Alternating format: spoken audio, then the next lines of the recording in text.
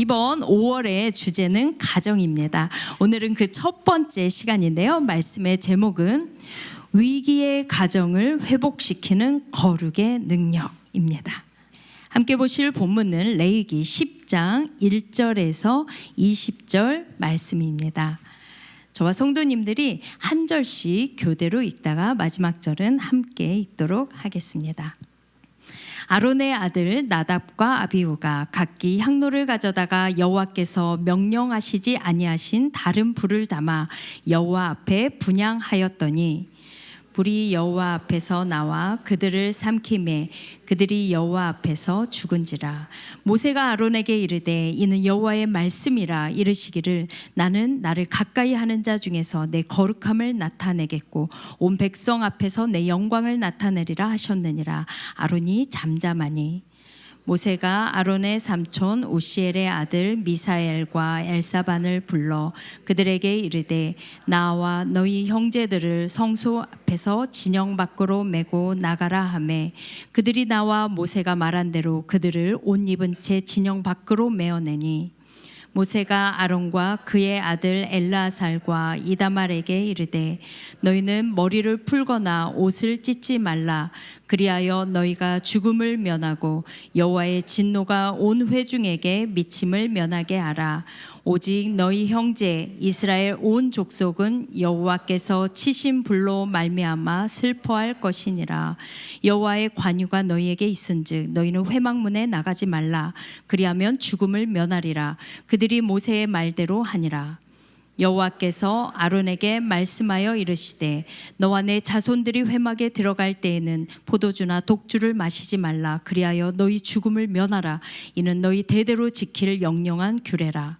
그리하여야 너희가 거룩하고 속된 것을 분별하며 부정하고 정한 것을 분별하고 또 나 여호와가 모세를 통하여 모든 규례를 이스라엘 자손에게 가르치리라.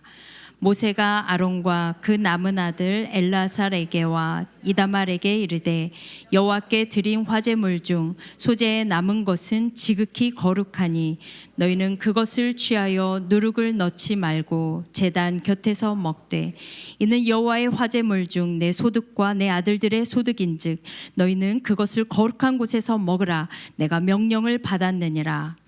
흔든 가슴과 뒷다리는 너와 내 자녀가 너와 함께 정결한 곳에서 먹을지니 이는 이스라엘 자손의 화목제물 중에서 내 소득과 내 아들들의 소득으로 주신 것임이니라. 그 들어 올린 뒷다리와 흔든 가슴을 화제물의 기름과 함께 가져다가 여호와 앞에 흔들어 요제를 삼을지니 이는 여호와의 명령대로 너와 내 자손의 영원한 소득이니라. 모세가 속죄제 드린 염소를 찾은즉 이미 불살랐는지라. 그가 아론의 남은 아들 엘르아살과 이다말에게 노하여 이르되 이 속죄 제물은 지극히 거룩하거늘 너희가 어찌하여 거룩한 곳에서 먹지 아니하였느냐. 이는 너희로 회중의 죄를 담당하여 그들을 위하여 여호와 앞에 속죄하게 하려고 너희에게 주신 것이니라. 그 피는 성소에 들여오지 아니하는 것이었으니 그 제물은 너희가 내가 명령한 대로 거룩한 곳에서 먹었어야 했을 것이니라.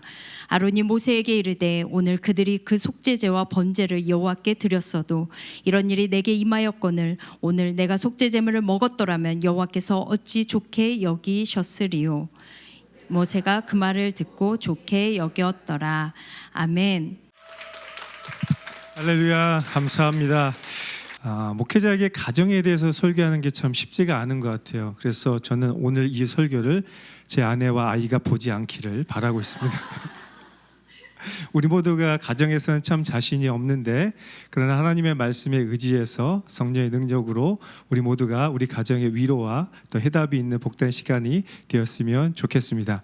함께 기도하고 하나님의 말씀 보겠습니다. 존귀하신 아버지 하나님 참 감사합니다. 주님께서 우리의 가정을 복되게 하시고 각 가정마다 임재하여 주셔서 감사합니다. 그러나 때로는 위기를 맞이하고 슬픔과 아픔이 있을 때가 많이 있습니다. 오늘의 말씀을 통하여서 위로받게 하시고 인생의 해답을 얻는 복된 시간이 되게 하여 주옵소서. 부족한 종은 가려 주시고 성령님 충만히 임재하시며 예수님의 영광만 드러나게 하여 주옵소서. 감사드리며 예수님의 이름으로 기도드립니다. 아멘. 톨스토이의 작품 안나 까레니나에 보면 이런 대사가 있습니다. 행복한 가정은 모두 비슷하지만 불행한 가정은 저마다의 이유로 불행하다.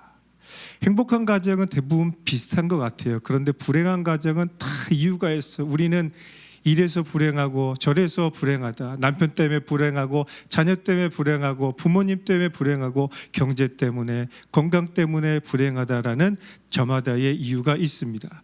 그런데 행복한 가정은 그런 다 이유가 있을지라도 그 문제를 다르게 해석합니다. 그래서 그럼에도 불구하고 우리는 행복하다라고 이야기를 하죠. 오늘 여러분은 어떻습니까? 여러분의 저마다의 이유 때문에 여러분의 가정이 힘들고 아프고 고통스럽다고 생각합니까? 아니면 그럼에도 불구하고 우리 가정은 행복하다라고 해석을 하고 있습니까? 행복한 가정, 불행한 가정 큰 차이가 있는 거 아닙니다. 문제를 어떻게 받아들이고 해석하느냐에 따라서 달라지고 있는 것입니다.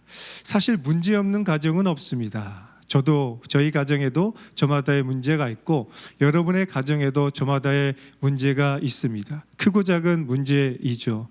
다른 사람이 볼 때는 작은 문제이지만 내가 생각할 때 우리 가정, 내 문제는 가장 큰 것입니다. 그래서 모두가 슬프고 아프고 힘듭니다. 그리고 믿음의 가정에도 위기가 찾아옵니다. 우리 다 믿음의 가정이잖아요. 그런데 우리 믿음의 가정에도 위기가 찾아오고 문제가 있는 것입니다. 다만 문제를 통해서 성장하고 하나 되는 가정이 있고 문제 때문에 불행을 확인하고 분열되는 가정이 있을 뿐인 것입니다.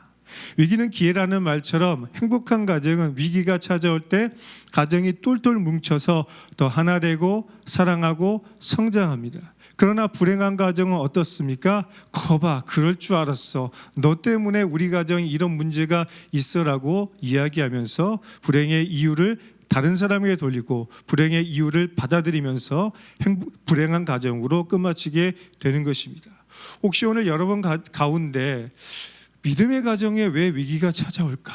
나는 믿는데, 나는 예배도 드리고 기도도 하는데 왜 우리 가정에는 이런 문제와 위기가 찾아올까 고민하는 그런 분들이 있습니까? 그렇다면 참 잘 오셨습니다. 오늘의 말씀이 여러분에게 큰 위로와 해답이 되길 예수님의 이름으로 축원합니다.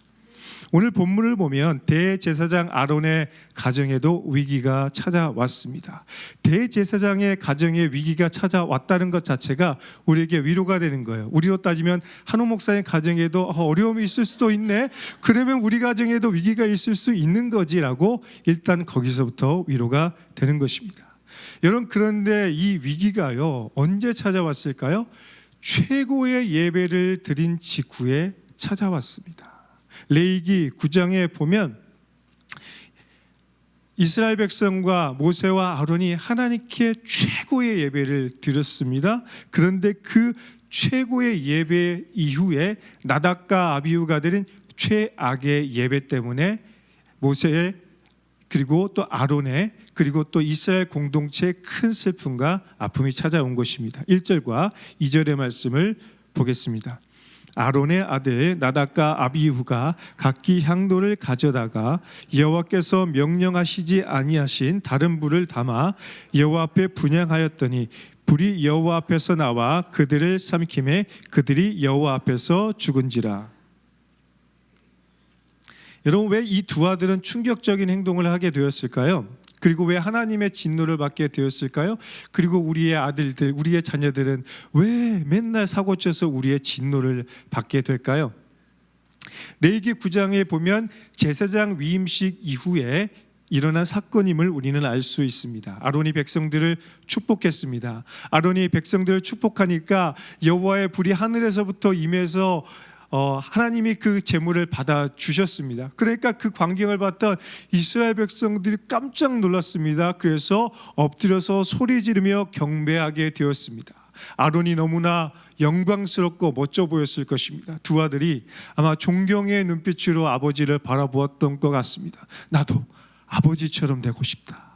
이스라엘 온 백성들에게 높임을 받고 영광을 받고 하나님께 쓰임받는 아버지 아론처럼 나도 그렇게 영광을 받고 싶다라는 마음이 생겼던 것 같습니다. 엄청난 감동과 감격 뒤에는 숨겨진 야망과 욕망이 일어나기 시작한 것입니다.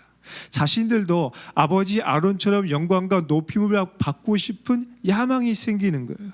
여러분, 우리의 자녀들이 그렇잖아요. 아버지 어머니가 정말 멋진 모습을 보여주면 나도 아빠처럼 되고 싶다, 나도 엄마처럼 되고 싶다라는 마음을 대부분은 안 갖죠. 우리는 그렇게 안 살아가니까. 근데 그런 모습이 있을 때 나는 아버지의 뒤를 잇는, 어머니의 뒤를 잇는 그런 사람이 되고 싶다라는 생각을 하게 됩니다. 아론의 두 아들들 마음속에 이런 야망과 욕망이 생기기 시작한 것입니다. 그런데 이것은 두 아들들이 하나님과 이 직분에 대한 잘못된 생각과 태도 때문에 문제가 된 것입니다. 사실 나답과 아비후는 이 직분을 감당할 수 있는 준비가 안 된 것입니다. 여러분, 하나님이 주신 직분과 이 축복을 담을 그릇이 준비되지 않잖아요. 그러면 더 큰 문제가 생기는 것입니다. 여러분, 우리가 준비한 물그릇 그리고 밥그릇에 넘치도록 채워버리면 흘러버리잖아요. 그런 것처럼 이것을 담을 수 있는 준비가 안 됐는데 달라고 하면 문제가 되는 거예요. 여러분, 여러분의 자녀들에게 왜 요구하는 대로 다 주지 않습니까? 아버지, 어머니, 저에게 이것을 주옵소서라고 할 때 여러분이 안 주는 이유가 뭐예요? 아직 준비가 안 된 거죠. 주면 탈이 나니까 안 주는 거예요. 마찬가지로 지금 나답과 아비후는 준비가 안 됐음에도 불구하고 그것을 얻고 싶은 욕망과 야망 때문에 서로 경쟁하듯이 자기 방법대로 하나님께 예배를 드리기 시작합니다. 3절과 4절의 말씀을 보겠습니다. 모세가 아론에게 이르되 이는 여호와의 말씀이라. 이르시기를 나는 나를 가까이 있는 자 중에서 내 거룩함을 나타내겠고 온 백성 앞에서 내 영광을 나타내리라 하셨느니라. 아론이 잠잠하니 모세가 아론의 손자 우시엘의 아들 미사엘과 엘사반을 불러 그들에게 이르되 나와봐 너희의 형제들을 성소 앞에서 진영 밖으로 메고 나가라 하매. 여러분, 이 말씀과 같이 아론의 두 아들의 가장 큰 문제는 뭐였다고요? 하나님의 거룩과 영광을 너무나 쉽게 생각한 거예요. 준비되지 않은 채로 영광을 받으려 하다 보니까 오히려 하나님의 진노의 심판을 받게 된 것입니다. 잘못된 방식으로 예배드리는, 하나님의 방식이 아닌 자기 방식으로 예배를 드리다 보니까 서로 두 아들이 경쟁하듯이 내가 높임을 받겠다라고 한 것입니다. 높임받은 것이 아니라 오히려 추락하게 된 것입니다. 이 정도면 괜찮겠지, 이렇게 해도 되겠지라는 이 안일한 태도가 두 아들들을 죽음에 내몰고 가정이 붕괴되고 아픔을 얻게 되는 위기가 찾아오게 된 것입니다. 여러분, 이처럼 아론의 두 아들의 가장 큰 문제는 뭐였습니까? 거룩의 경계선을 지키지 않은 것입니다. 오늘 대제사장 아론의 가정에 있어서 가장 큰 문제는 거룩을 잃어버린 것에 있는 것입니다. 제사장이 지켜야 될 거룩의 경계선과 거룩의 책임을 제대로 감당하지 못하니까 더 무거운 책임과 심판을 받게 되어 그곳에서 하나님의 진노의 불을 내리게 된 것입니다. 하나님의 영광의 불을 보고 감동해서 다른 불을 드렸더니 하나님의 진노의 불을 받게 된 것입니다. 왜 그렇다고요? 거룩의 경계를 지키지 않았기 때문인 것입니다. 여러분, 여기서 우리는 거룩이 얼마나 중요한지 배우게 됩니다. 거룩은 우리를 불편하게 만들고 두렵게 만드는 것이 아니라 사실 우리를 지키는 것입니다. 우리를 살리는 바운더리이고 우리를 살리는 힘인 것입니다. 그래서 오늘 우리는 거룩을 중요하게 생각해야 합니다. 그런데 때로는 거룩이 너무나 답답하고 고리타분한 것처럼 느껴질 때가 있어요. 이렇게 살아가야 되는가? 꼭 이렇게 해야 될까라고 생각할 때가 있죠. 하지만 거룩은 우리를 지키는 영적인 경보기와 같습니다. 거룩은 우리를 다시금 하나님의 뜻대로 조율해주는 영적인 튜너와 같습니다. 거룩은 우리가 하나님의 뜻대로 살도록 아름다운 연주를 하도록 해주는 악보와 같은 것입니다. 그래서 우리가 거룩을 따라서 연주할 때 아름다운 하모니가 이루어질 수 있고, 거룩을 주시할 때 위기가 찾아왔구나, 이러면 안 되겠구나, 이 선을 넘으면 안 되겠구나라는 그런 깨달음을 얻게 되는 것입니다. 그래서 우리는 스스로 거룩과 정결을 지키면서 하나님의 뜻대로 살아갈 수가 있게 되는 것입니다. 그리고 이 거룩을 세대 계승해서 우리의 자녀들이 이것을 지키도록, 우리의 가정이 이것을 지키도록 하게 만들게 되는 것입니다. 그래서 거룩은 우리 개인뿐만 아니라 우리 가정과 우리 교회와 우리 공동체 전체를 지키는 아주 중요한 것입니다. 생명의 기준선과 같은 것이죠. 오늘 말씀과 같이 아론의 가정이 위기가 찾아온 것은 이 거룩의 경계선이 무너졌기 때문입니다. 여러분, 제사장이 어떤 사람인가요? 거룩의 기준선을 잡아줘야 되고 거룩과 정결이 무엇인지를 이스라엘 백성들에게 가르쳐 줘야 하는 사람입니다. 하지만 이 두 아들들이 그 기준선을 무너뜨리고 그것을 제대로 가르치지 못했기 때문에 하나님의 징계의 불을 받게 된 것입니다. 그리고 검게 타버린 그들의 죽음은 진영 밖으로 나가게 되는 아주 비참한 아픔을 겪게 된 것입니다. 여러분, 그런데 이상한 점은 이런 상황 속에서 아론이 잠잠하고 침묵하고 있다라는 것입니다. 오늘 우리 같으면 어떻게 해서 어떻게 해요? 막 울고 막 통곡하면서 막 뒤집어질 거 아니에요? 그런데 아론이 이상하게도 침묵하고 잠잠하고 있습니다. 슬퍼하지도 않고 울지도 않고 아무런 행동도 취하지 않고 있다고 성경은 기록하고 있습니다. 여러분, 이것은 아론이 하나님께 침묵 시위를 하고 있는 것은 아닙니다. 오히려 하나님의 그 징계를 순복하고 하나님의 주권에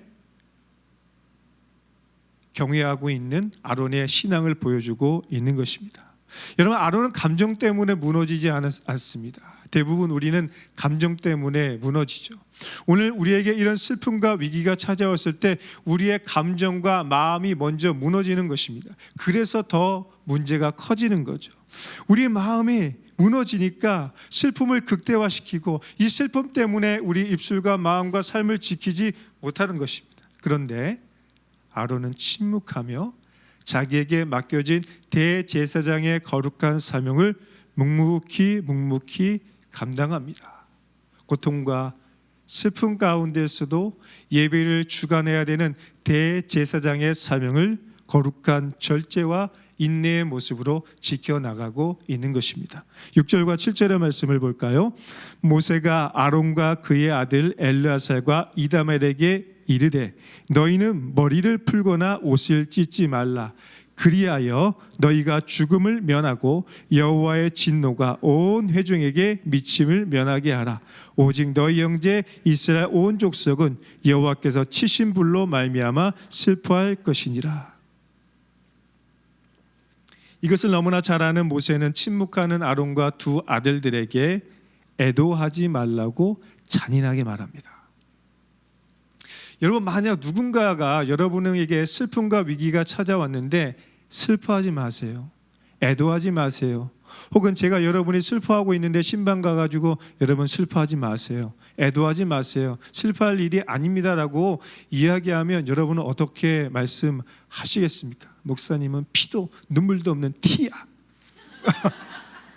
이렇게 얘기할 거 아니에요? 그런데 오늘 모세가 아론에게 그리고 형제를 잃어버린 두 아들들에게 애도하지 말라고 말합니다. 인간적으로 보면 죽은 아들과 형제를 바라보며 애도하는 게 맞습니다. 그런데 영적으로 보면 하나님의 징계에 대한 불만을 표출하는 것이기 때문에 애도하지 말라고 말합니다. 만약 아론과 두 아들들이 애도한다면 이스라엘 백성들의 마음과 태도가 바뀔 수가 있는 거예요. 민심이 이상하게 흘러갈 수가 있는 거예요. 그렇기 때문에 오늘 모세는 아론에게 애도하지 말라고 이야기를 합니다. 하지만 동시에 모세는 또 이렇게 이야기를 합니다. 아론 그리고 두 아들들 너희는 애도하지 마. 이스라엘 백성들이 함께 애도해 줄 거야.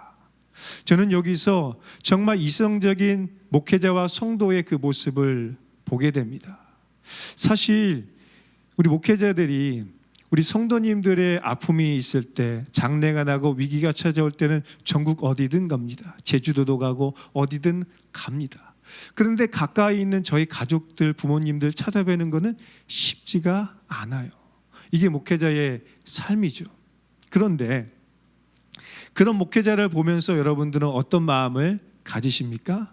여러분이 대신 우리를 위해 기도해 주시고 우리를 위해 기뻐해 주시고 우리를 위해 슬퍼해 주지 않으십니까? 저는 이것이 목회자와 성도의 아름다운 관계라고 생각을 합니다. 우리는 우리의 가정을 돌보기 이전에 성도들의 가정과 삶을 돌보기에 애를 씁니다. 하나님, 제가 책임질 수 없으니 하나님이 저와 우리의 가정을 책임져 주옵소서. 저는 목회에 충실히 다하겠습니다. 그럴 때 누가 우리를 위해 울어주죠? 바로 성도들이 우리를 위해 울어주고 성도들이 우리를 위해서 기도해 주는 것입니다. 그렇죠? 그렇지 않다면 회개하시고 오늘부터 기도하시기 바랍니다. 사랑하는 여러분, 목회자는 여러분을 위해 눈물을 흘리고 기도합니다. 성도도 마찬가지로 목회자를 위해 눈물을 흘리고 기도합니다. 오늘 아론과 이스라엘 백성의 모습이 그랬습니다. 아론은 자기 아들의 죽음에 애도하지 못했지만 이스라엘 온 백성들이 애도하면서 함께 기도해주는 아름다운 모습을 보여주고 있죠. 오늘 내가 내 문제로 슬퍼할 수 있는 여유가 없고 또 힘이 없을 때 누군가 나를 위해 기도해 준다면 얼마나 큰 힘이 되겠습니까? 윤복희 권사님의 노래처럼 내가 만약 외로울 때면 누가 나를 위해 울어주죠? 바로 여러분, 이렇게 하시잖아요. 바로 여러분, 누군가가 나를 위해 기도해 주는 것. 우리의 순원들이, 우리의 목회자들이, 우리의 성도들이 서로를 위해 기도해 주는 그런 아름다운 이상적인 가정을 세워 나갈 때에 우리는 무너진 그 자리에서 다시 일어날 수가 있게 되는 것입니다. 혹시 오늘 여러분 가운데 슬퍼할 여유도 없고 또 다시 일어날 용기와 힘도 없는 분들이 있습니까? 그렇다면 적어도 여기에 있는 우리가 여러분을 위해 기도해 줍니다. 여러분의 공동체 담당 목회자와 여러분의 순장님과 수련들과 함께 사역하는 성도님들이 여러분을 위해서 기도해 주고 있는 것입니다. 그러므로 혹시 오늘 슬픔과 절망 가운데 낙심하여 주저하고 있는 성도님들이 있습니까? 오늘 이 말씀을 붙잡고 다시 일어나시길 예수님의 이름으로 축원합니다. 이제 아론은 공동체의 애도와 위로를 받으며 다시 일어나기 시작합니다. 그러자 이제 하나님께서 아론에게 직접적으로 말씀하기 시작하죠. 두 아들의 죽음을 통해서 아주 중요한 레슨을 하고 있는 것입니다. 바둑에서 복기가 중요하듯이 영적인 복기를 하고 있는 것이죠. 8절과 9절의 말씀 보겠습니다.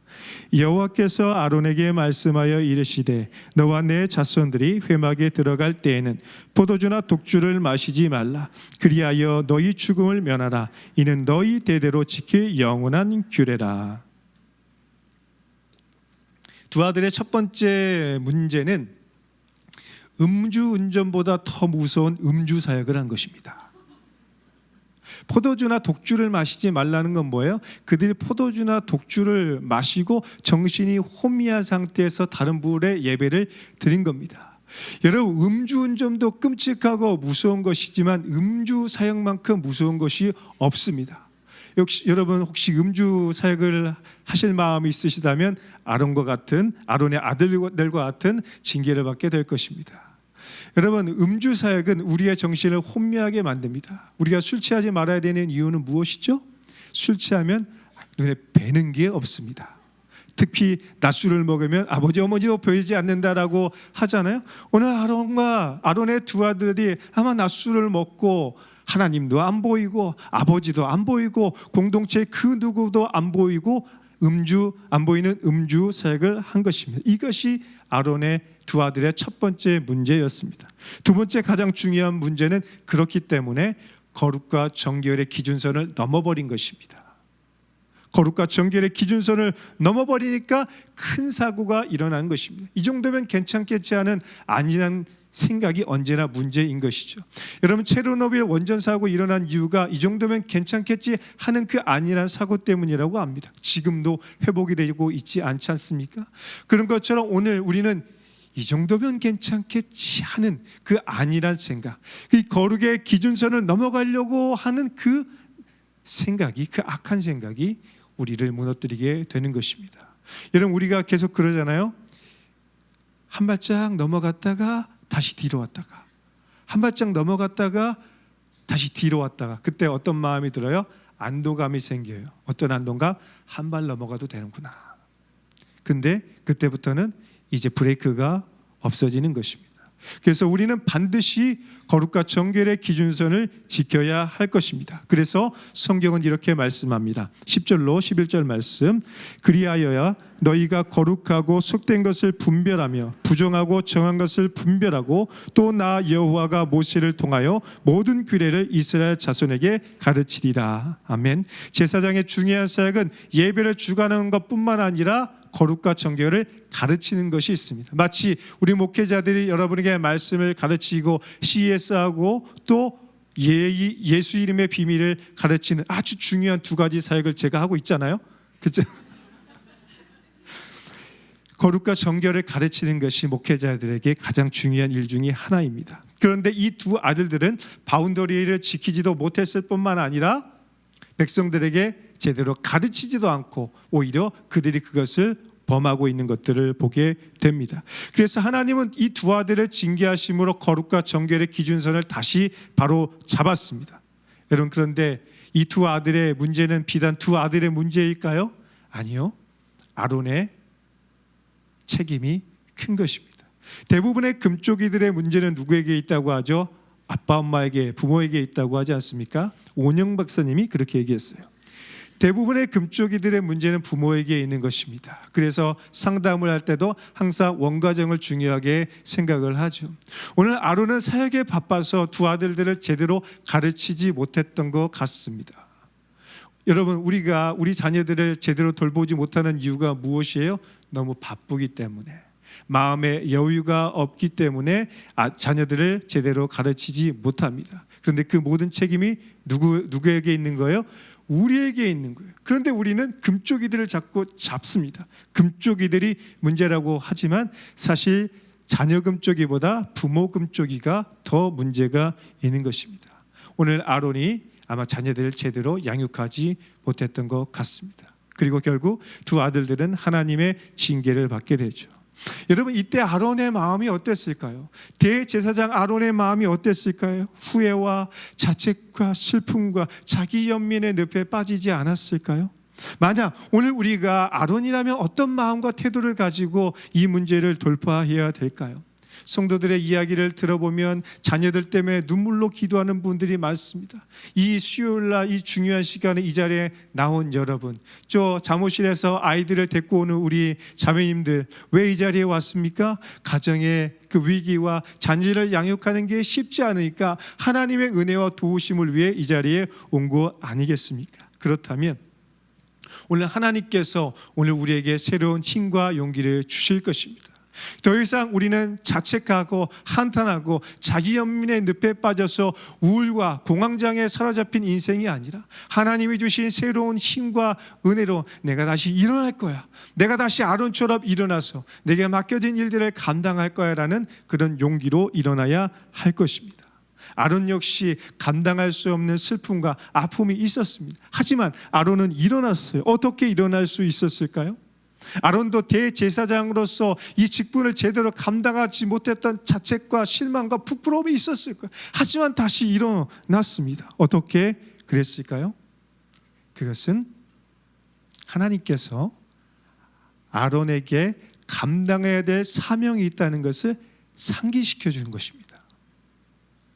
여러분, 하나님은 이상하게도 우리가 힘들고 지치고 쓰러져서 누워있을 때 링겔을 놔주시는 것이 아니라 오히려 다시 일어나서 사명을 감당하라고 이야기합니다. 여러분, 노년의 모세에게 찾아와서 하나님은 어떻게 얘기하시죠? 내 백성을 이끌어가라는 사명을 주십니다. 영적으로 탈진에 빠졌던 엘리야에게도 다시 사명을 주셔서 일어나라고 말씀합니다. 이것이 하나님의 방법입니다. 여러분, 우리의 방법은 뭐예요? 우린 더 쉬어야 돼요. 더 누워야 돼요. 링겔 맞아야 돼요. 비타민 먹어야 돼요. 그러나 하나님 그게 아니라 다시 일어나 사명을 감당하라고 말씀하고 있습니다. 이런 점에서 모세는 아론을 일으켜 세워줄 수 있는 최고의 적임자였어요. 왜 그렇습니까? 모세도 슬픔을 극복하고 일어났던 사명자였습니다.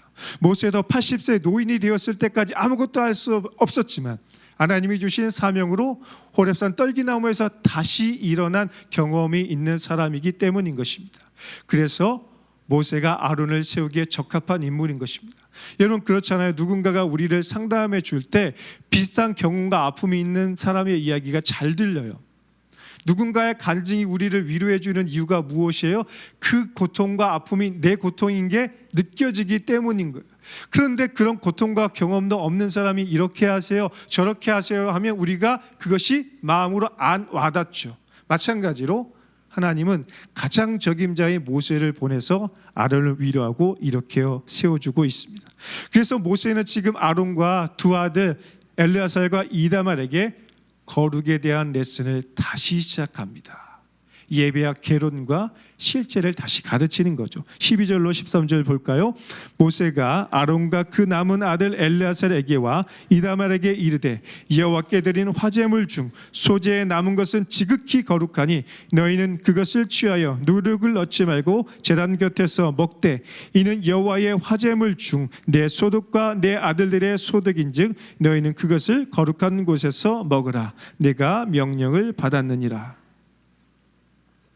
한마디로 거룩한 것은 거룩하게 다루라라는 것입니다. 하나님께서 주신 이 거룩한 제물을 거룩한 곳에서 먹고 감사하는 마음으로 먹으라고 이야기하고 있는 것입니다. 하나님은 백성들에게 제사장들을 섬기라고 이야기를 합니다. 그래서 흔든 가슴과 뒷다리를 주면서 이스라엘 백성들을 섬기는 제사장들이 그것을 먹고 살아갈 수 있도록 했습니다. 그런데 제사장들은 이것을 당연하게 여기면 안 됐습니다. 왜냐하면 거룩한 것이기 때문이죠. 먹을 때도 거룩하고 감사한 마음으로 먹어야 하는 것입니다. 거룩한 곳에 가서 거룩한 마음으로 이 제물을 먹어야 된다라는 것입니다. 그래서 저는 저희 자녀들에게 기회가 있을 때마다 목회자의 사례비의 의미에 대해서 가르칩니다. 우리는 성도님들이 피땀 흘려서 벌어서 드린 귀한 헌금으로 살아가는 가정이다. 그리고 성도님들이 가끔 주시는 케이크와 과일과 등등등의 가끔 주는 재물들을 당연하게 여겨서는 안 된다. 왜냐하면 이것은 아빠를 좋아해서 주는 것이 아니라 하나님께 드리는 마음으로 주시는 것이기 때문이야.